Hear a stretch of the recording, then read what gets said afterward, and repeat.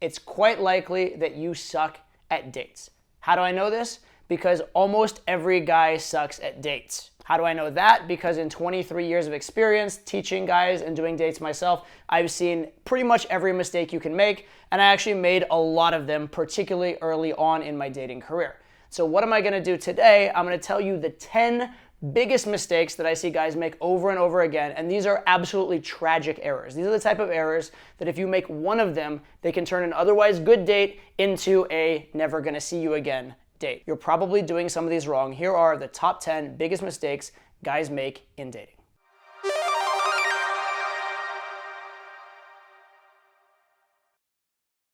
Dating mistake number 1.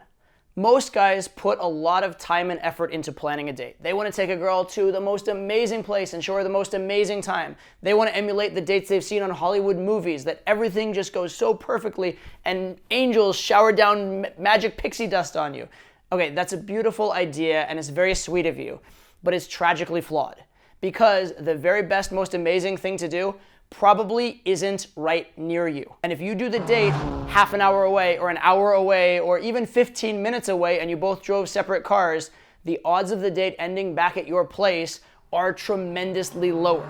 So by all means, go do that amazing thing with the girl you're already dating and she's already your girlfriend and enjoy it. But on a first date or on a date before you have consummated the relationship and you're clearly together, before that, please, please, please do the date near your place. Because the biggest thing that's gonna get you a second date is hooking up on the first date, okay? Whatever else happens, the date is primarily about you and the girl and what happens between the two of you. If you can't possibly do the date near your place, do it near her place. The last thing you wanna do is far away from both, and especially, again, if you both drove separate cars. It is brutal to have an amazing date and then have it go nowhere simply because you chose the wrong damn location. Ideally, you want the place to be within walking distance of where you live. At a minimum, you want there to be a clear path from that place to your place that you can execute on a continual basis. And it is okay to go to the same place over and over again. You can take different girls to the same bar, it's completely fine. Common dating mistake number 2, pop quiz. If you have a date at 8:30 p.m. or 8:30 a.m., which date do you think is more likely to go really, really well? You're right, 8:30 p.m. Why? Because as human beings, there's this cultural expectation that evening is when fun things happen, nighttime is when sex happens. It just is culturally more viable at 8:30 p.m. Also, the types of venues that are open at 8:30 p.m. are a lot more conducive to a date, right? At 8:30 a.m., it's like breakfast places. At 8:30 p.m., it might be bars and other establishments that have more of a sexual adult vibe to them. But the fact of the matter is, going on the date at the right time of day is absolutely huge. Also, pop quiz number 2. If the girl shows up for a date and she has 5 or 6 hours as a window or more to see you, or if she has half an hour or an hour to see you, which date's likely to go better? That's right, the date where she has more time.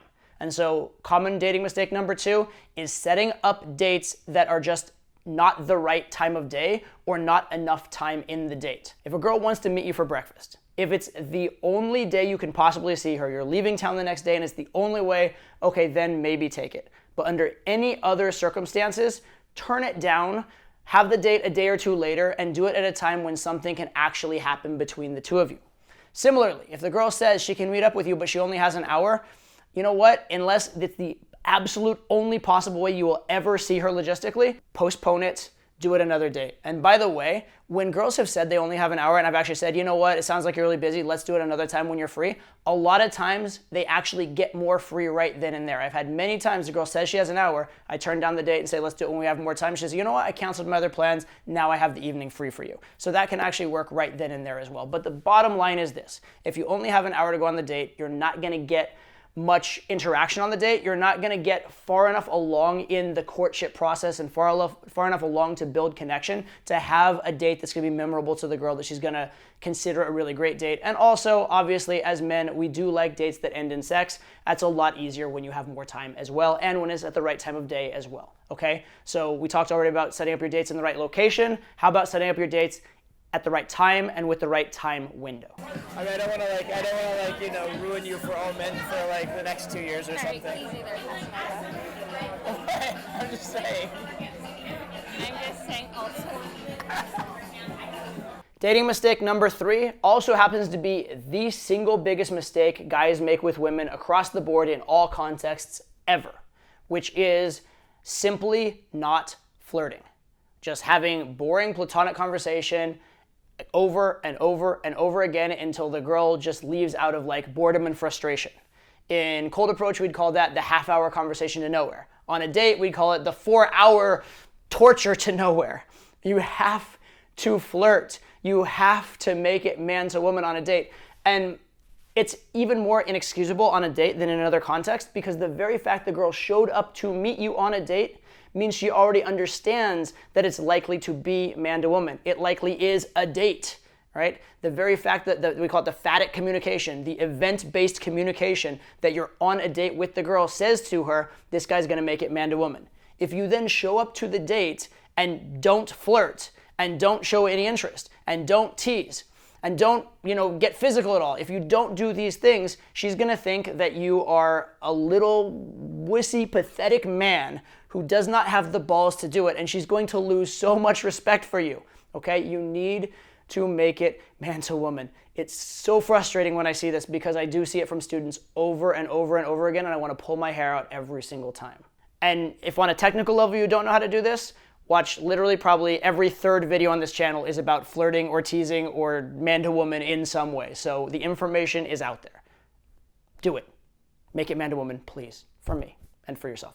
Major mistake number 4 is an outgrowth of major mistake number 3, but it's one specific, very important outgrowth, and it was also my biggest sticking point personally when I learned dating, and it was this. For about the first year that I was doing game, I actually learned how to talk to girls, I learned how to get phone numbers, I learned how to get dates, I learned how to flirt a little bit in like very safe ways, but I did learn how to flirt a little bit. But the thing I didn't do was get physical. Specifically, I didn't go for the kiss. I went on date after date after date, and I didn't go for the kiss. And I had so many frustrations around this. I remember one girl in particular, I went on 3 dates with her. They were absolutely beautiful, incredible dates. The tension was there, it was incredible. And there were moments where she was literally like right in my face, almost begging me to kiss her, and I didn't go for it. And then to add insult to injury, after it didn't go anywhere with us, a few months later, I was in college at the time, she was dating some guy at my college that was so lame and so pathetic and so much lower value and less attractive than me, but I guess he went for the kiss. So there you go. And this girl was absolutely beautiful too. It was frustrating. And then the first girl I ever actually did get up the nerve to kiss, guess what? That was the first girl I slept with. Now granted, I had learned a lot of other things and that helped in that transition, but look, you have to go for it. If you don't make the move, it's very rare the girl will make it for you. As nervous as you are about getting physical, she's much more nervous because she will be judged much more than you will, okay? So if you're nervous like 5 out of 10, she's nervous 50 out of 10, okay? You have to make the move. You can't count on the girl to make the move because that's gonna happen very few and far between. By the way, if the reason you don't escalate is not just because you're afraid, but also because you don't know how, click the link below this video and you will see an example of me on a date escalating and kissing exactly the way I do it on almost every single date. So check that out as well. Mistake number 5 actually probably comes from a good place. See, most of the time when a guy is on a date with a girl, he wants her to have an amazing time. He wants her to have the best time possible. And so he wants everything to go perfectly. He wants the menus to come on time, and he wants the food to be amazing, and he wants the conversation to constantly be flowing and there never to be an awkward silence the entire time. And what ends up happening is the guy looks extremely try-hard and extremely nervous, and it looks to the girl like he isn't used to being on a date, and he's overwhelmed by being with a girl as hot as her, and that he cares deeply about her reactions, which makes her think he has an agenda or that he wants something from her, and it actually makes the girl a little bit nervous.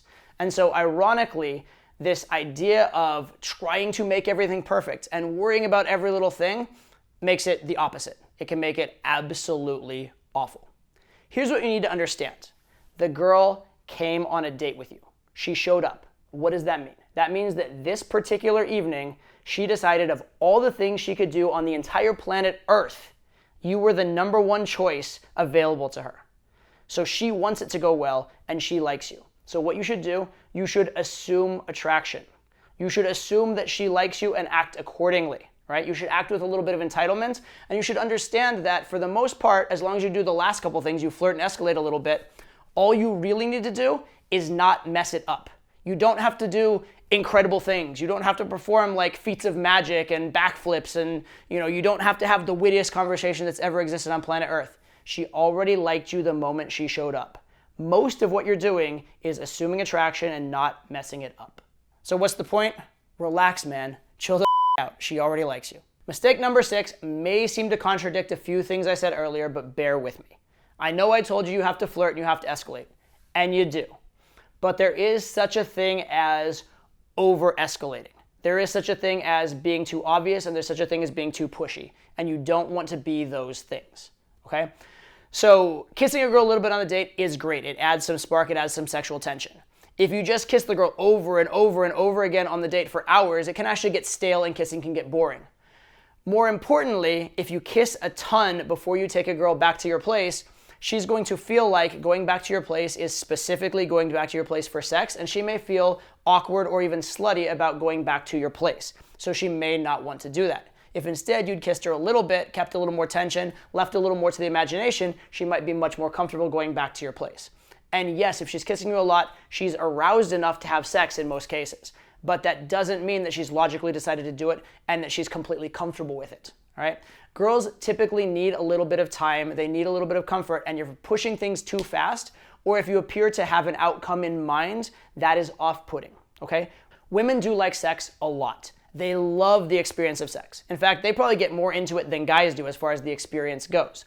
However, if they feel like you're not in it for the experience, but rather to put another notch on your bedpost, or to be able to brag to your friends, or just say you did it, or if you're in it for the conquest instead of the experience, if they get that vibe, they're going to be very turned off, and they're actually going to be a little bit scared, all right? So you want to let it breathe, give it time, and really enjoy the experience, all right? That's the way that the girls think about sex. If you're thinking about sex the same way, if you're on the same page, that you are escalating, you're having fun, but you're not pushing, you're not in a hurry, all right? The vibe that I have on dates is as long as things are getting better and better, I don't care how fast or how slow it's going.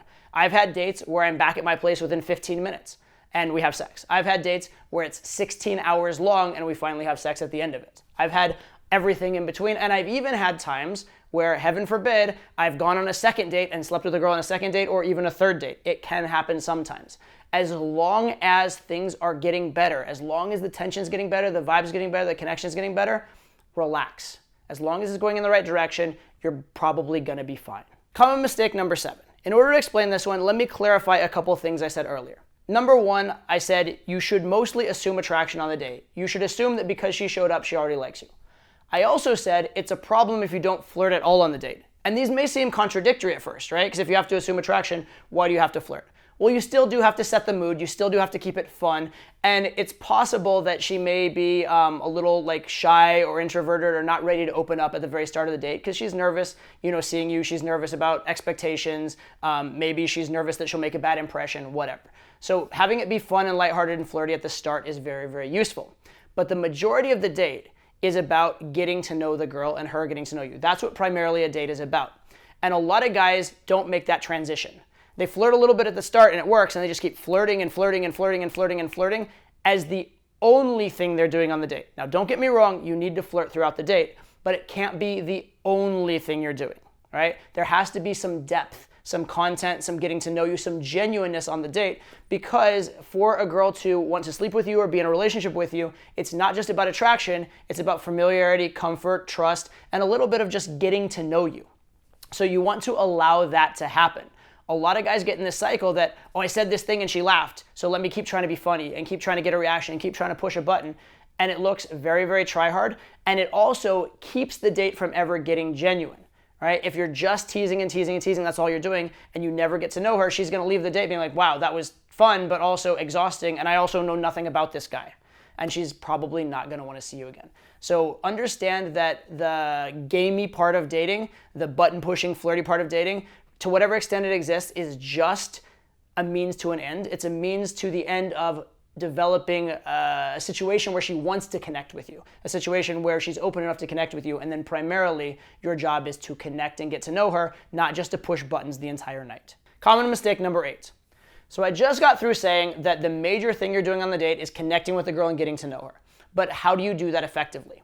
So to a certain extent, facts do matter. Like, she does need to know some facts about your life. You need to know some facts about her life. But what really matters is she needs to get to know the vibe of you and what it's like to interact with you.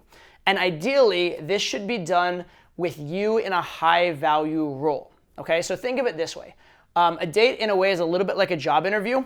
And during a job interview, one person is usually selling themselves to the other person more than it's going back the other direction, right? If you're applying for a job, you're usually selling yourself as a candidate more than the company is selling itself to you in most cases. Now, it might be good job interview strategy to flip it on its head a little bit, and it's also very good date strategy to flip that on its head. Most guys, when they go on dates, they're interviewing for the position of her boyfriend. You want to flip the script around and have her interviewing for the position of your girlfriend. What's this called? Something called qualifying her.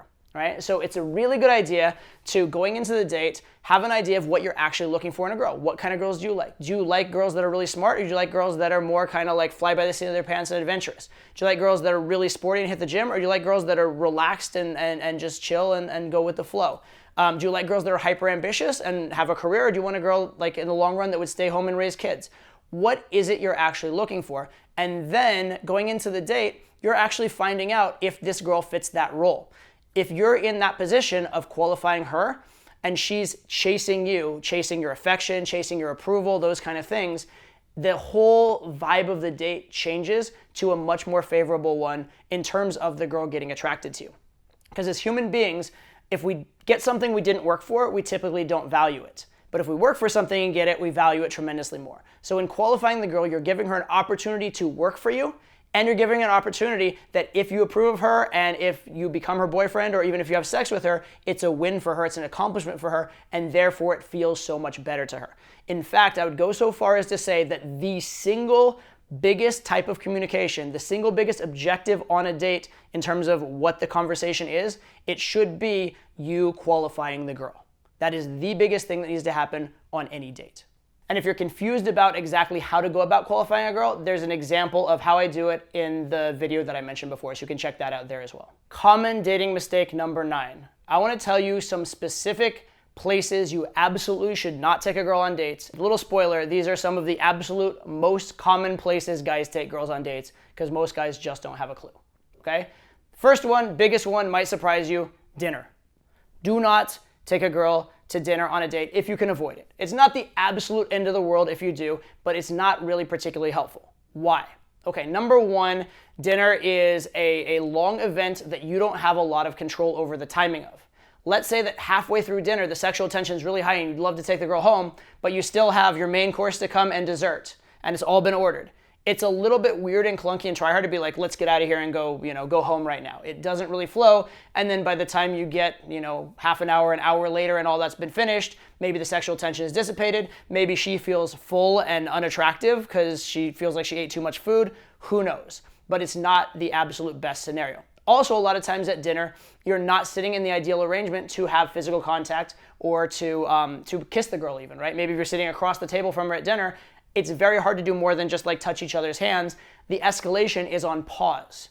It's held up by this event that is dinner. And then it can actually get quite a bit worse than that. I'll tell you, one of the worst dates I was ever on was a dinner date where I didn't know this, but it was a very high-end steakhouse and they actually cooked your steak for you at the table. I did not know this, but the entire date, every single time I started getting intimate with the girl, the waiter came over and had some little thing he wanted to do about the preparation. I'm like, I just wanted to tell him to just off. Like, I don't even want this steak anymore. Just leave us alone and let me talk to this girl. Because every single time I was getting intimate, here comes the waiter to interrupt us again.